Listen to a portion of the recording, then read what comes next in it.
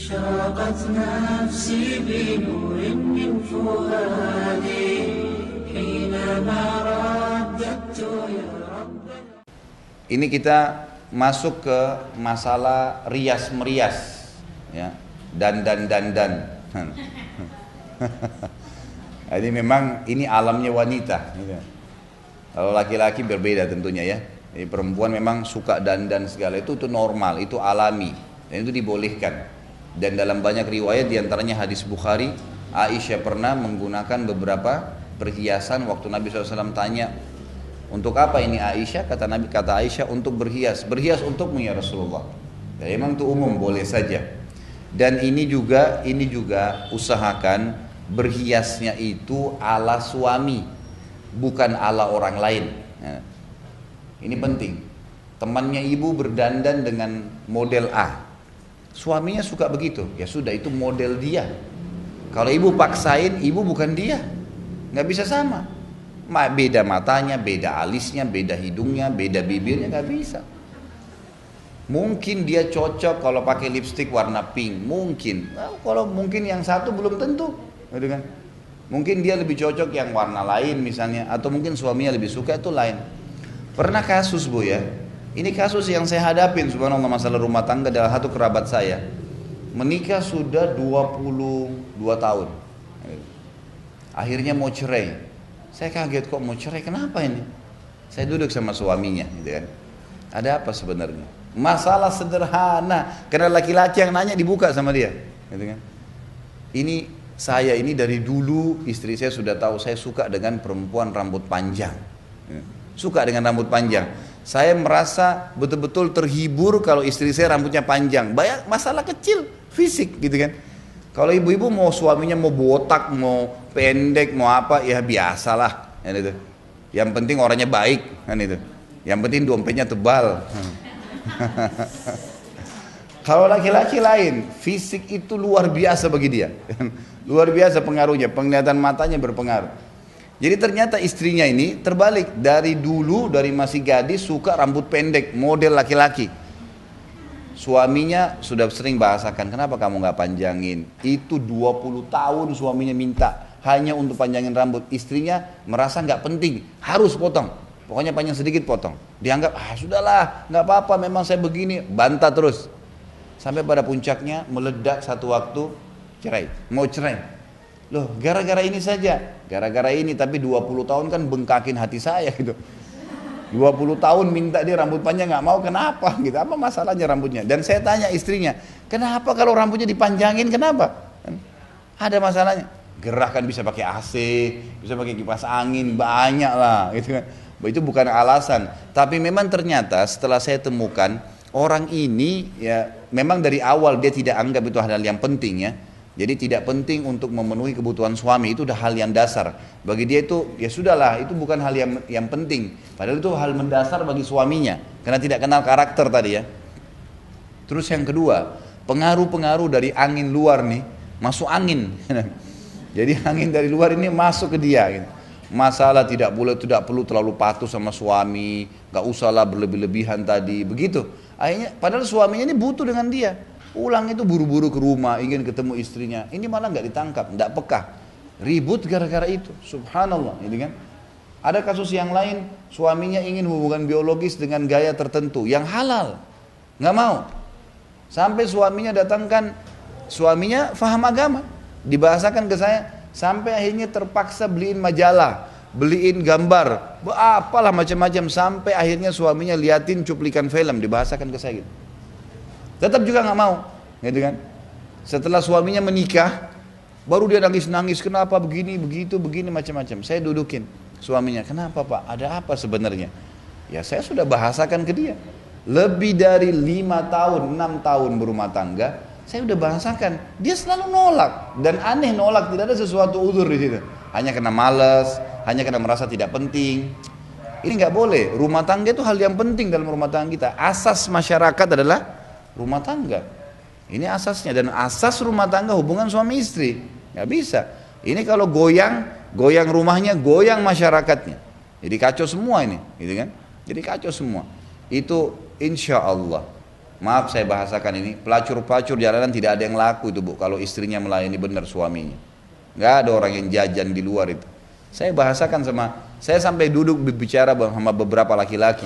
Masalah kasus ini, saya sengaja ingin tahu supaya saya bisa jadikan bahan di ceramah. Seperti apa kalau istri sudah memenuhi kebutuhan biologis? Apa yang saya bahasakan, apa yang mereka bahasakan sama saja. Kita bahkan sampai melihat wanita lain di luar itu sudah biasa sekali, nggak ada keistimewaannya gitu. Sampai pada tingkat seperti itu, karena sudah menganggap ya sudahlah, apa yang dibutuhin sudah selesai. Karena pokok dasar laki-laki biologisnya, gitu kan. Baik, kembali ke masalah tadi. Masalah dandan ini boleh, tapi usahakan ala suami. Maksudnya memang untuk dia, gitu kan. Allah dan diniatkan karena Allah Subhanahu Wa Taala.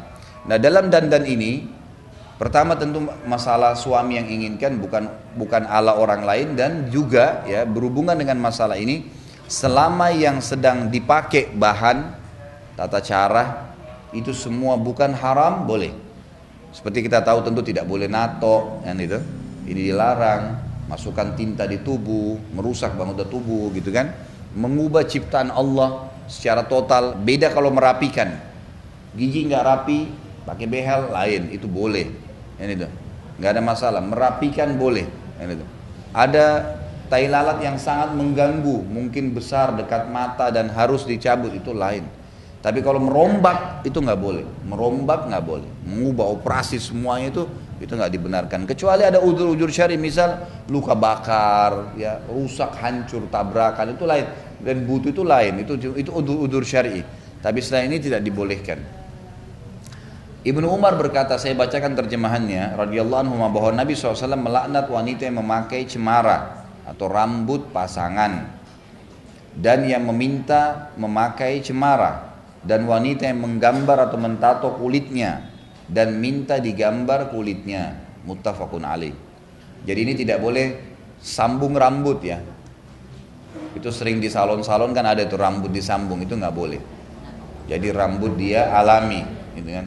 Rambut dia alami. Kita bicara secara global, jangan bicara khusus.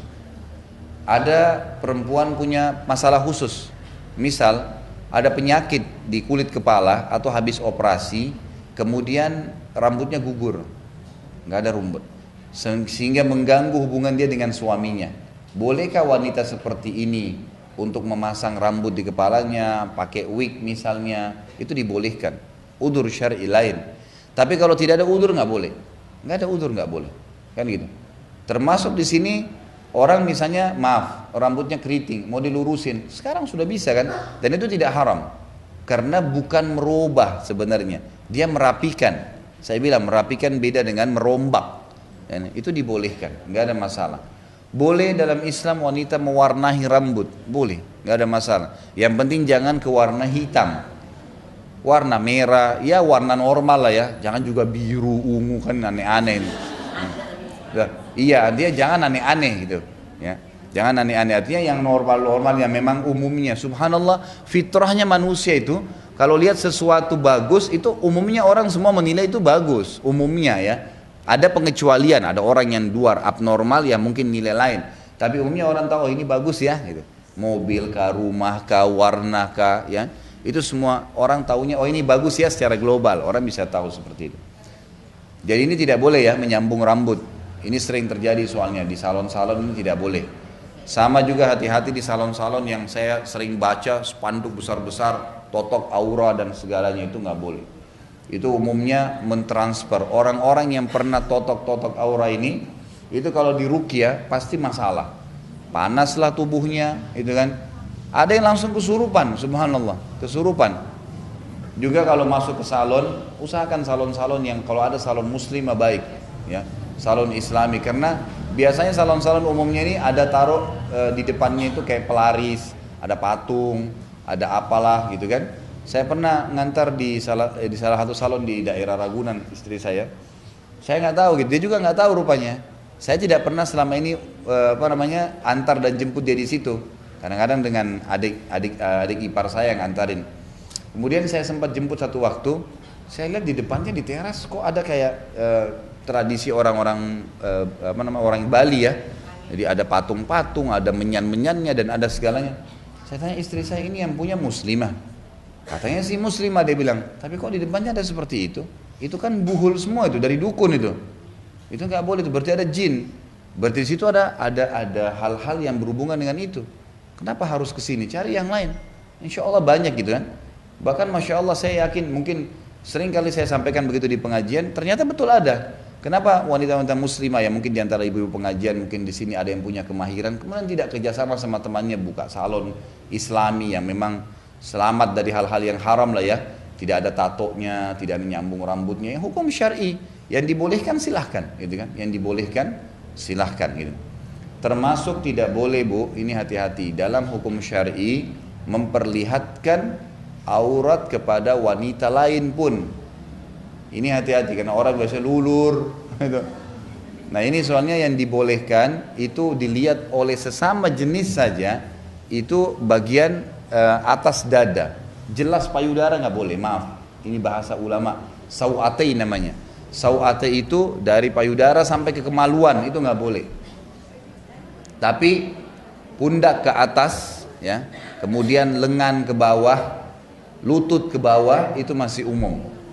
Tapi kalau selain ini tidak dibolehkan, dan berapa banyak orang yang jadi masalah pada saat itu, ya banyak masalah, pelanggaran-pelanggaran agama terjadi.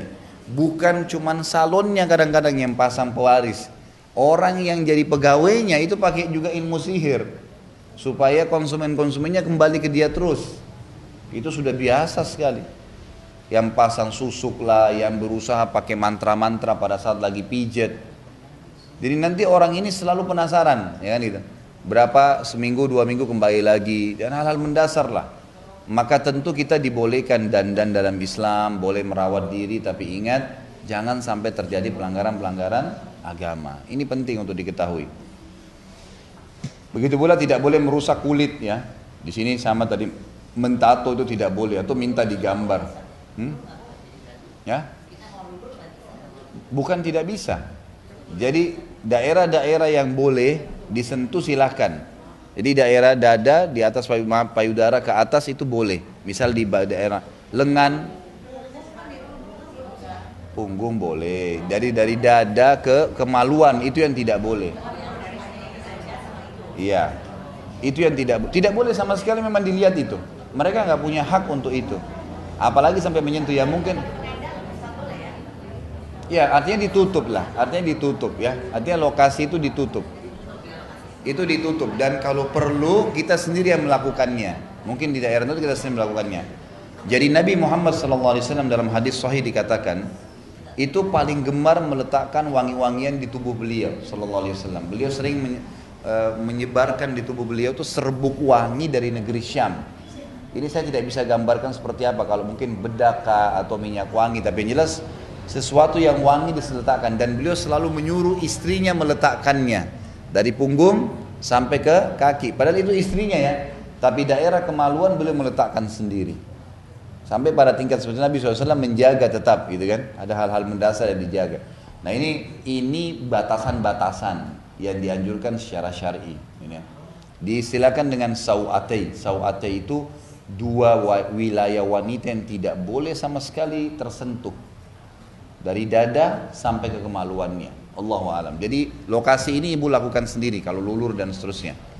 Baik, ini hukum syar'i, ini hadisnya, dan ini ditarik kepada semua kegiatan karena saya tidak tahu semua kegiatan apa saja di salon itu.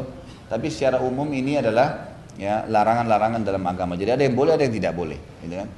Jadi dalam Islam malah boleh untuk dan ingat orang kalau meninggal dunia dalam kondisi fisiknya sehat, kecuali ada cobaan. Allah lahirkan dia cacat itu lain. Tapi selama dia hidup, ibu jaga kesehatan, ibu rawat kulitnya, rawat rambutnya, gitu kan semua itu. Pada saat meninggal itu ada pahala sendiri dibandingkan dengan orang yang tidak merawat. Itu ada pahala karena ini titipan Allah. Kenapa pada saat jenazah mati dimandiin jenazahnya? Untuk apa? Sebentar lagi 3 jam habis dimakan tanah tuh jasadnya. Iya. Karena memang dikembalikan kepada Allah dalam kondisi baik. Makanya dimandikan, dibersihin dari kotoran, duduk, pakai daun bidara segala. Nah ulama mengatakan kalau ada orang merawat diri, bukan karena untuk dilihat orang, karena dia tahu ini amanah dari Allah, itu ada pahala sendiri. Jadi kita mandi, kayak mandi haid, ya, mandi wajib ya, mandi junub, mandi Jumat kalau laki-laki, gitu kan. Terus menjaga badan kayak memotong kuku, memotong bulu ketiak, bulu kemaluan, kan ada hukum-hukum syar'i ya, menjaga kebersihan cebok, maaf kalau buang air besar, buang air kecil. Semua itu adalah perawatan tubuh yang sedang Allah amanahkan. Kalau diniatkan karena ini Allah pinjamkan, saya jaga, pahala tuh, ada pahala sendiri. Jadi makanya perawatan bukan cuma perempuan, laki-laki juga begitu. Sama halnya itu. Makanya saya malah ingatkan jangan sampai karena sudah ikut pengajian, kemudian tersentuh secara imania, berpikir masalah akhirat, lalu tidak peduli lagi dengan masalah hal-hal seperti ini. Tidak boleh, harusnya memang diperhatikan. Harusnya memang diperhatikan. أشرقت نفسي بنور من فؤادي حينما